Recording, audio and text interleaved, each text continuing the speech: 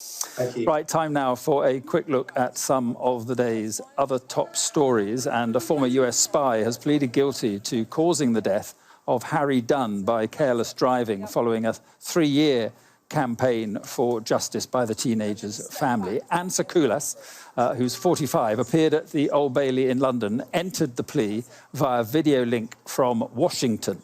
Harry's parents, Charlotte, Charles and Tim Dunn, held their heads in their hands as she made her plea. For me, my promise is done now. That promise that was made the night he was killed, it's done. I'm done. I'm just going to stand aside now and just let the courts do their thing. It's been a long 3 years.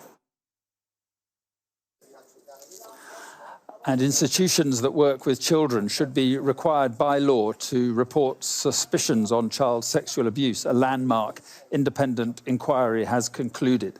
The inquiry found crimes are often concealed from authorities, with allegations not recorded and victims treated as if they were unworthy of protection and blamed for the abuse. So one of the concerns raised by the inquiry is that many of the individuals who failed to report abuse to the police or social services may have failed to meet their professional or moral obligations and did not break any laws in doing so. Our Home Editor, Jason Farrell, has been speaking to one survivor of sexual abuse.